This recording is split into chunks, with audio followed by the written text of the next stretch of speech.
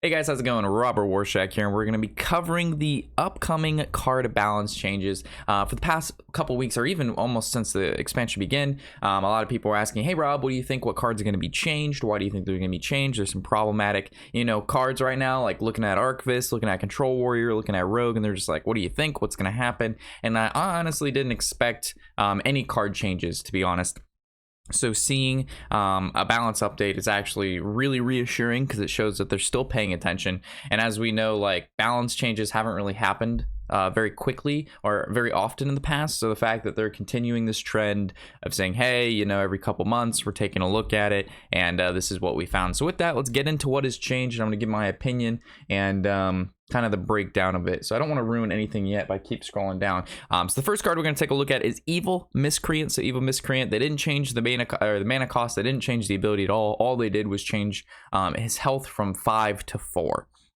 So if they would have changed the mana cost, it would have been a really big deal because coining Miscreant on 3 is a really big power play, and it also allows Rogue to kind of get on the board early on, and they didn't want to necessarily change that. What did want to change, though, is how powerful the actual card is itself. It's not supposed to be an awfully powerful card like standalone. It's supposed to be able to provide value, to create combo pieces, to generate lackeys, which generate more value. So you have a card that's like really powerful, and then it also generates really powerful stuff, and then that powerful stuff generates powerful stuff. It just, as we can see, it spirals out of control.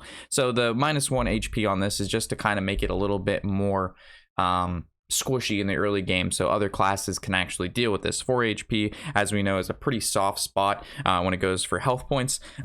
5 being like a lot for a 3 mana card. 4, it's still a sizable amount, but it's definitely a slightly easier to deal with. I don't know how big the impact is on this. I think the card is still great and it'll still see play in Rogue. I don't see why it wouldn't. It's just like slightly less powerful now, when it was already it was overpowered, and now it's just slightly less powerful. So a good change. Definitely, touching on this is a good thing to see.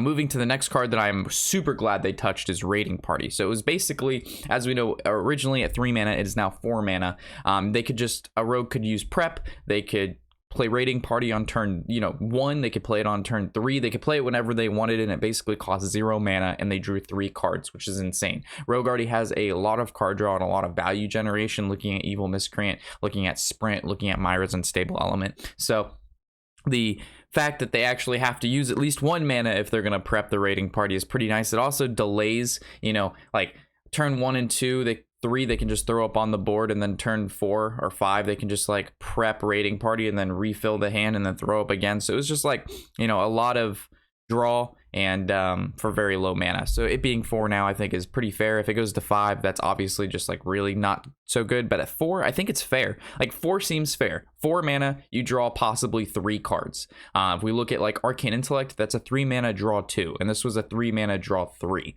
And he also was able to draw the weapon. As we know, the Waggle Pick it's one of the most powerful cards in the Rogue deck.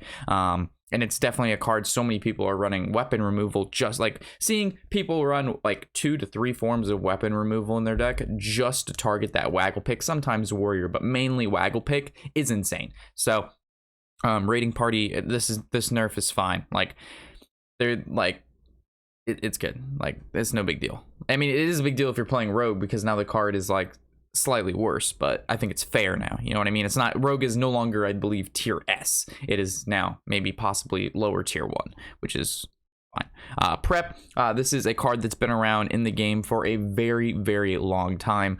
0 mana, the next spell you cast this turn costs 3 less. So I always thought of this card as just like an innervate that Druid used to have before it got nerfed. Well, they still have it, but it's still nerfed for spells. And 3 less, prep Fan, prep Raiding Party, prep Sprint for 4 mana. Like, this was a card that just allowed the Rogue to get so far ahead so quickly, and with it going down to allowing you to only cast like a 2 mana card, allows the early game to be less like explosive when they use prep, right? Because like, using a prep on like now what has to be a sap or an abyss if they don't have extra mana. Like it just reduces the amount of burst and power level they can create in the early game with having just the ability to play a giant spell or even just a bunch of 3 to 4 mana spells for almost free. So this change goes along with what they've been doing almost since the changes started. Originally they hit Innervate, making it only getting you 1 extra mana.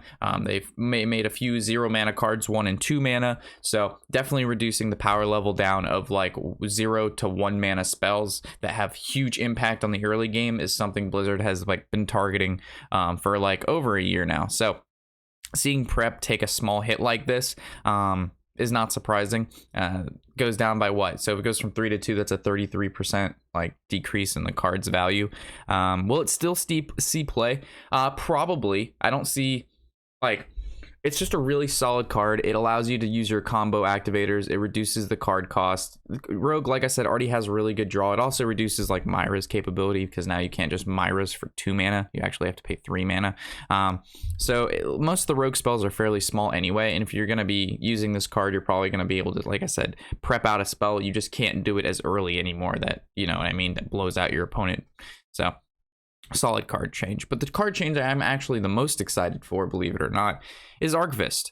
The reason that this actually excites me a lot, the Archivist change, is because no one wants to play a control game and then that game lasts like 30 to 40 minutes every time you queue up, because both players play Archivist, they add 10 more cards and they Brewmaster or Baleful Banker it, and then they play it again and do 10 more cards, and then half the time, even some of the games are going to like turn 45 and it's a draw and you just felt like you wasted 45 minutes of your life, right? So like there was 2 possible changes to Archivist. In my mind, right, it was keep it at 8 mana, keep everything the same, and instead of discovering 5 cards and replacing with 2 copies of each, you just discover 5 cards and your deck gets put in 5 cards. The problem there lies you could still Baleful Banker and Brewmaster as many times as you want because you can play both in the same turn. So you're doing the same thing, you're just playing more Brewmasters or you're playing more Baleful Bankers if you're only putting 5 instead of 10. What Blizzard did is actually move it to 9 mana and keep the ability exactly the same, and just have like keeping the 10 cards that go into the deck and increasing the mana cost by 1